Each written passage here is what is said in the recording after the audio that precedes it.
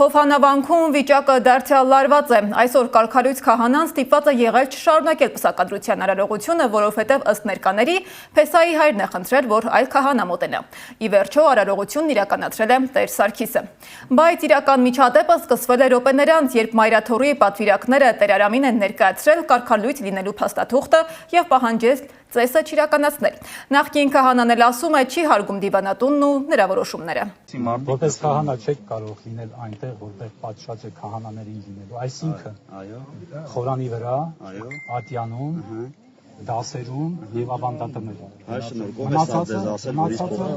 Արցնեվորներ գնացեք ձեր արտանիքին։ Ով է սա ձեզ։ Ոչ մեկ չի գնում սա։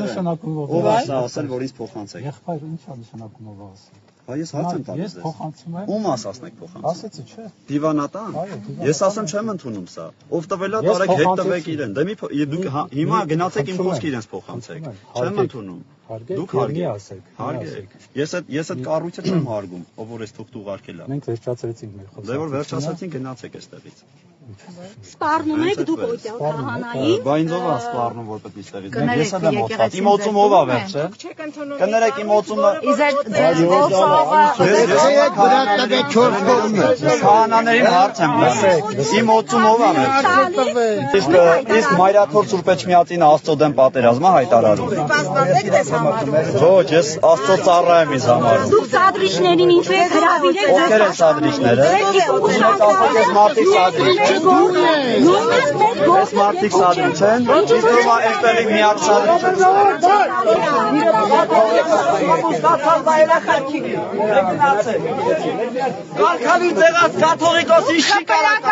Իսկ նախորդին Նիկոլ Փաշինյանը սպառնում էր հայկական եկեղեցուց խլել վանքերի մի մասը։ Նա նաև հայտարարել էր, որ հոգևոր կյանք կա Հովհանավանքում, որի վանահայրը կարգալույց քահանա Արամ Ասատրյանն է։ Ավելին Փաշինյանը հայտարարել է, որ մտադիր է առաջիկա Կիրակի Հովհանավանքում մասնակցել պատարագի, որը կանցկացնի Ասատրյանը։ Բայց հասարակությանն առավել բարկացրել է Փաշինյանի այն հայտարարությունը, թե վանքը գտնվում է կառավարության հաշվեկշռում։ Այս խոսքը շատերի համար հնչում է որպես սրբության վրա ձեռք բարձրացնել։ Իսկ որտեղ է անցնում սահմանը պետական ու հոգևոր սեփականության միջև, Սեդա Մակարյանն է պարզել։